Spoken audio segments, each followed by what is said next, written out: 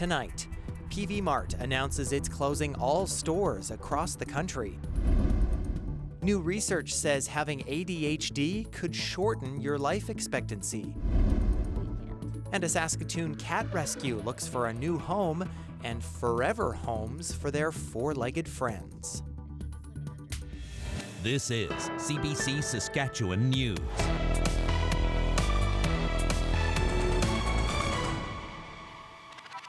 It is Tuesday, January 28th, and the CBC Saskatchewan News starts right now.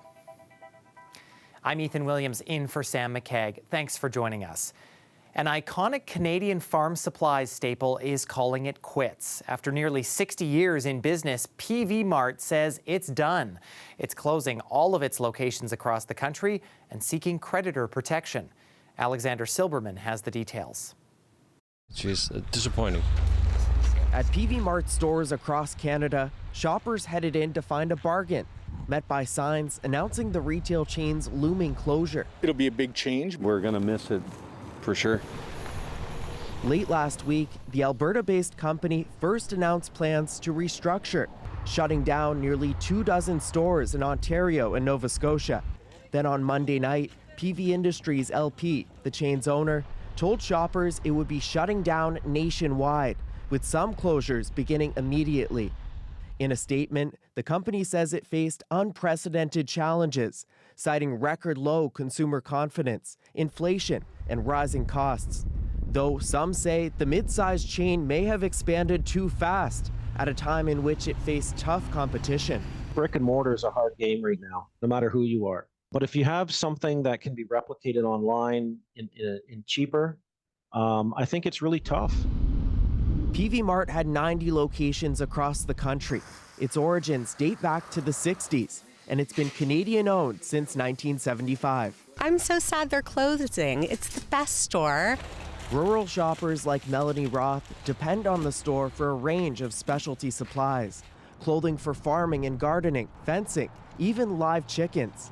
A unique farm focus few retailers offer. This store brings community. I love this store.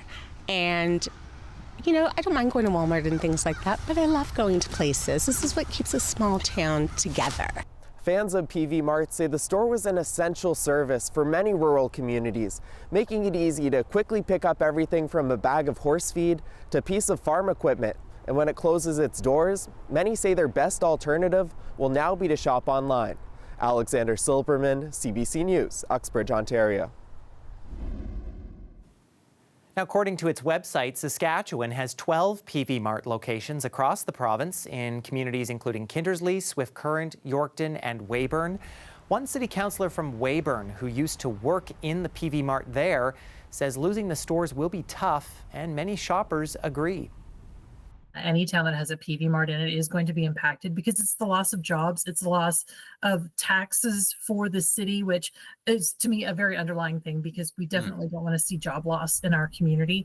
I'm sad about this. I think it's a real loss, not just for the community, but for the agricultural community. Well, it's disappointing because it's a Canadian store, and that's on everybody's top of mind these days, buying Canadian. It's got some history, it's got useful tools. We've been coming here, at least, 6 or 7 times a year for the last 10 years. It's a great store, Canadian owned, and, has everything we need when we need it. The federal government is investing $41 million into a Saskatchewan mining company. Foreign Mining Corporation will receive the money to integrate clean technologies into its McIlvenna Bill mine. The mine will adopt practices such as battery electric vehicle fleets, water recycling systems, and advanced energy technology. The federal Minister of Energy and Natural Resources says the upgrades will also help create 400 jobs for indigenous communities. The aim is to be net negative in terms of emissions. This funding comes from the Strategic Innovation Fund and is on top of the $20 million in funding that my department awarded to Foran late last year through the Critical Minerals Infrastructure Fund. Wilkinson says this injection of cash will also help integrate ventilation on demand and heat recovery systems. McIlvenna Bay Mine is located about 65 kilometers west of Creighton. The project targets 6 key minerals, including copper, nickel, cobalt, and lithium. Well, the tourism industry is booming in Regina and Saskatoon. That's according to people who work in the sector. And they say it's about time after years of struggling after the pandemic. But as Ashwarya Duda reports, not all business owners agree. Discover Saskatoon says the visitor economy is now back to pre-pandemic levels, and that's largely thanks to events like conferences and trade shows. For 2024, we saw an increase of overall spending by 7%, so that looks like about $787 million worth of spending here in the city of Saskatoon. We're really seeing an increase in international spending. Klovchuk says more people are coming to Saskatchewan, but she admits some parts of the industry may never fully recover, especially restaurants struggling due to inflation. That rings true at this Moose Jaw Steakhouse. The challenges of those food costs actually, they had started during the pandemic, and so those prices didn't go down.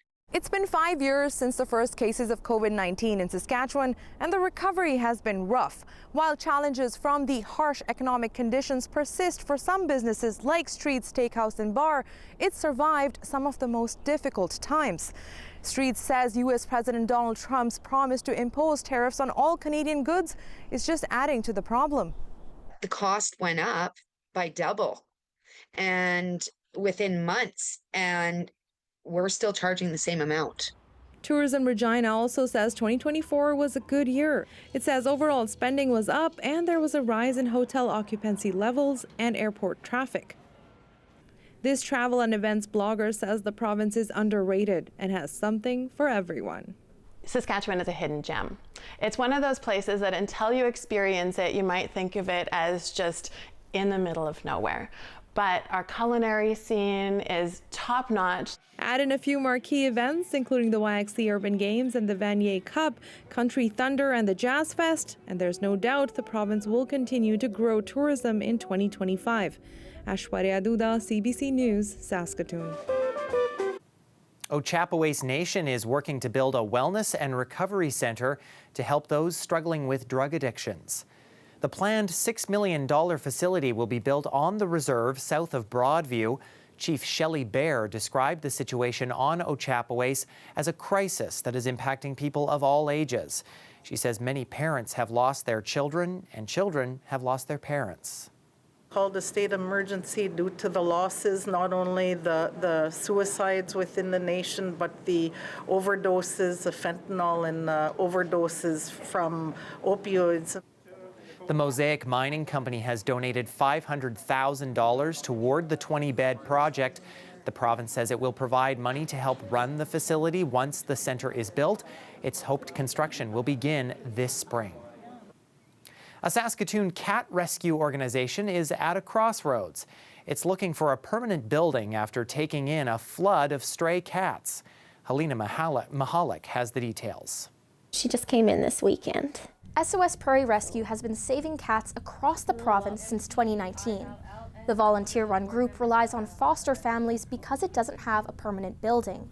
But now, the search is on to find one, and it's proving to be difficult, with certain building bylaws not allowing animals. The more cats it takes in, the more urgent the need for a building.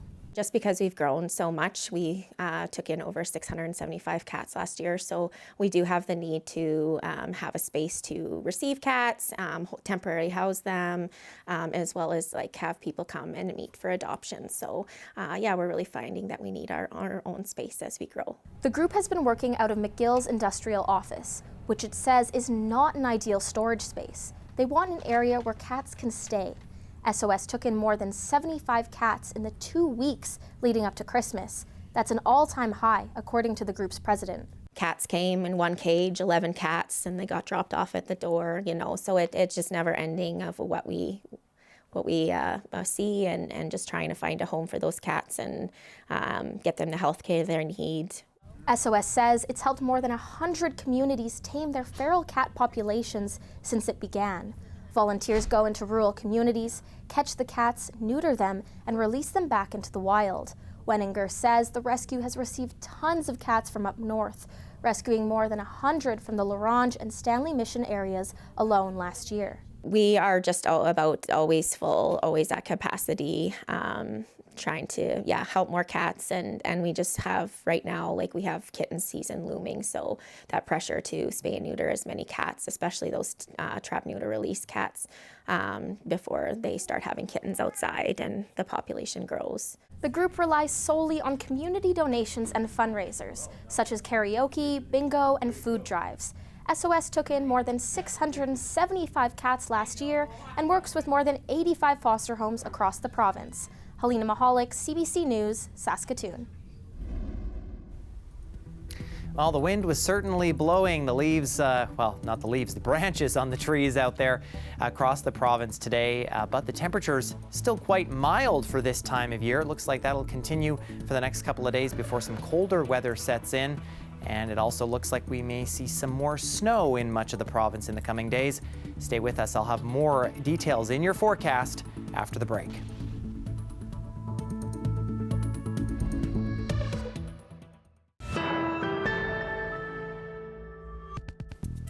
Welcome back. Researchers in the UK say having ADHD can shorten a person's life expectancy. They say they hope their work can lead to earlier diagnosis and better treatments for adults living with the disorder. Jennifer Yoon has more.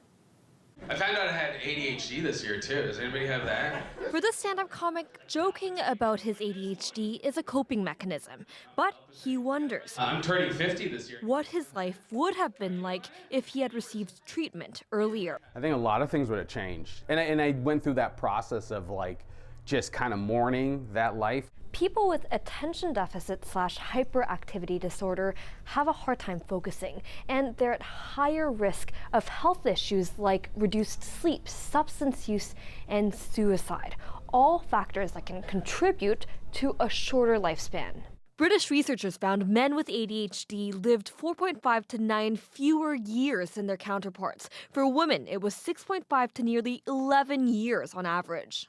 I was surprised by the amount. People with ADHD are more likely to take risks and are more likely to struggle with addiction to alcohol, cigarettes, or recreational drugs. But he stresses the findings may not reflect those with mild symptoms or those without a diagnosis. This psychiatrist says he's not surprised. He's hoping those who need help and a diagnosis can more easily get it. This will probably lead to identifying ADHD as a legitimate medical illness that does compromise people's longevity. Better, good cat. And there are treatments and lifestyle changes that can help. Yeah, good job. Like regular exercise, which can be difficult for people with ADHD who struggle with coordination and concentration. Well, we know that physical activity can help to mitigate some of those modifiable risk factors. So what we're hoping is that the people that we teach over time will stay active. You could be whatever you want. Therapy and medication can also help those with ADHD lead full, healthy lives. Amazing. Jennifer Yoon, CBC News, Toronto. A University of Regina student wants to make Regina a healthier place. Mohammed Akib Hussein wasn't sure he belonged in Regina. It wasn't until he found a community through volunteering and sharing his knowledge with others. Now he's helping create a handbook for newcomers' mental health. He spoke with the Morning Edition's Adam Hunter.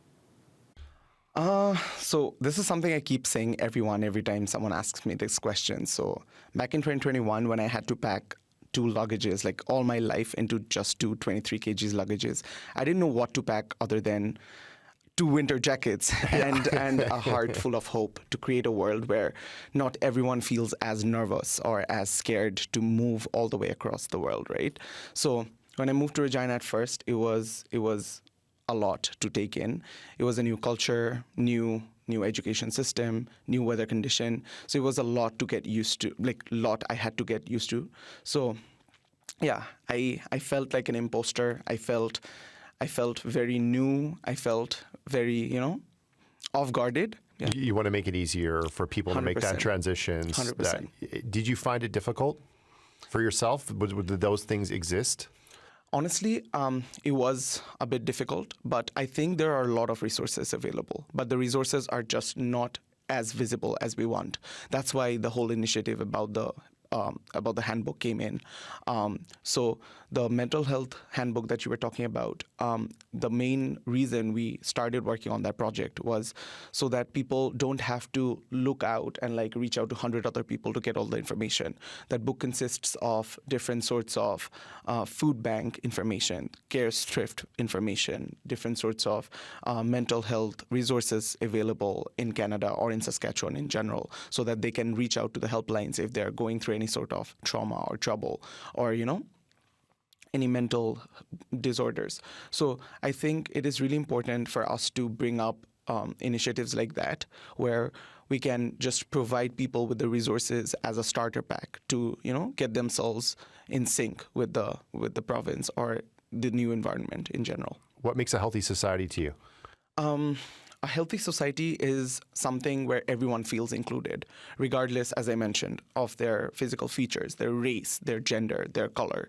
So I think that is something very important. We have to prioritize the minority groups and make everyone feel a part of the society and hear out their voices. I want a world where we don't have to fight for rights. I want a world where everyone feels included. So a healthy society is somewhere people don't have to worry about if their voices are being heard, if they're being seen differently. A healthy society is something where everyone has equality, freedom of choice, freedom of voice, and freedom of, being themselves without being cautious about what others are going to think.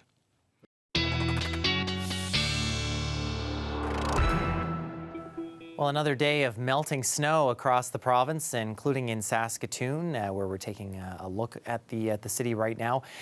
Conditions staying warm over the next little while, and I think we'll see, though, a drop in temperatures as we get a little bit later in the week. But along with that melting, we saw quite a bit of wind once again through Tuesday, and some of those highest winds were in the Parkland region around Yorkton and Melville, with gusts near 70 kilometers an hour. Regina and Saskatoon, we were well into that 50 kilometer an hour range for gusts as well as we headed through the day. Those winds were mostly fueled by that cold front that you see there, which is still dividing temperatures through the province and is causing quite a spread in our daytime highs, well over the freezing mark if you were in the southwest, and still into the mid-minus teens if you are up in northeastern Saskatchewan. That's where we also saw a little bit of some snow as well in that part of the province, but the snowfall warnings have come to an end there.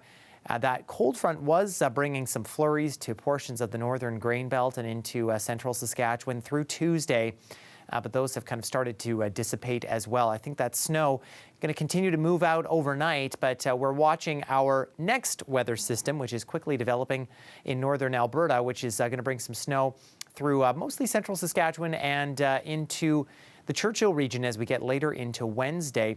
Things will clear out a little bit as we head Thursday overnight, but Thursday through the day, some more cloud cover building through south and central, and that's when we'll watch our next system, which moves in Friday and Saturday through south and central. For the north of the province, I think we're just looking for another centimeter or two as we head overnight, and then that next system moving through Thursday, going to bring on average around 5 centimeters through the Churchill region. For south and central, we don't quite have a full look at how that system's going to play out Friday into Saturday, but I think a lot of us looking in that 2 to 4 centimeter range as that moves on through. Winds, though, thankfully, they've been gusty at times, but are going to be diminishing over these next couple of days. I don't think we'll be seeing gusts all that high, but temperatures, as I say, going to still stay warm here as the jet stream stays to our north through south and central, but then that drops southward as we get into the weekend, and that'll bring some colder temperatures through. So it shapes up something like this: a couple of days of above seasonal conditions for Regina, 2 to 4 centimeters for now for Friday, and then, as you can see, those temperatures really dropping back as we get through the weekend and into the beginning of next week. For Saskatoon, I think it's a couple of days of snow for Friday and Saturday, so maybe a little more than 5 centimeters there. Some windy conditions for Sunday and wind chills into the minus 30s for Monday and Tuesday. Because the world is already perilously close to the precipice, any move towards midnight should be taken as an indication of extreme danger and an unmistakable warning. Atomic scientists have moved the so-called Doomsday Clock to the closest it's been to midnight. It's 1 second closer than it was last year at 89 seconds before. The reasons include Russia's nuclear threats after its invasion of Ukraine. The ongoing crisis in the Middle East is also a factor. The clock was created in 1947 during the Cold War tensions as a way to warn the public about how humankind was edging toward destroying the world. Stay with us. We're back after the break.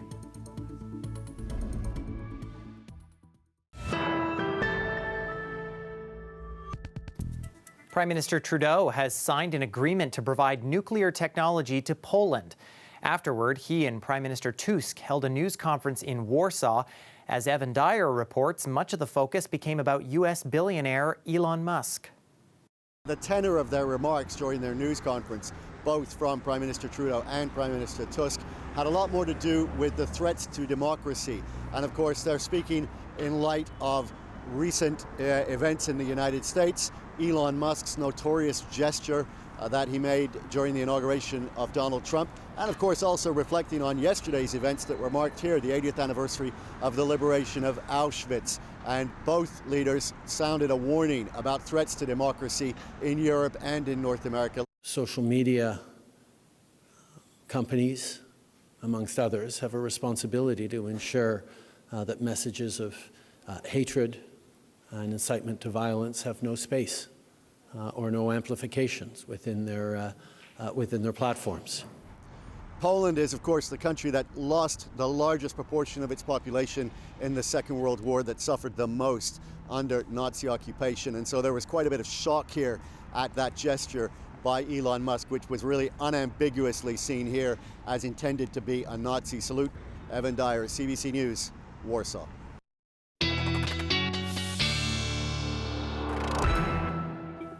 Well, throughout South and Central, we're going to see those winds die down as we head into Wednesday, thankfully. Temperatures still not too bad overnight. Most of us hanging somewhere around that -5 mark as cloud cover starts to build back in. Snow still possible in some sections of the north tonight, although kind of the bulk of it, I think, is over with. It's tomorrow where many areas will continue to see cloudy conditions and some light snow here and there. But those temperatures, especially through the Churchill region, still well above seasonal, around -5. And we're back closer to that -20 mark where we're getting some clearing up in far northern Saskatchewan. For South and Central, again, we're watching a little bit of that snow start to move into central sections as we head toward the noon hour. But for the southern part of the province, we're mostly avoiding that as those temperatures get near the freezing mark again. Overall, the winds should be lighter, and that snow will be moving through the northern grain belt as we get into the afternoon and the overnight period, leaving us with some snow on the ground likely as we head into Thursday. And that is it for us. For news anytime, you can head to our website, cbc.ca/sask, or subscribe to the CBC Saskatchewan YouTube channel. You can also download the CBC News app on your smartphone or tablet. Thanks so much for watching.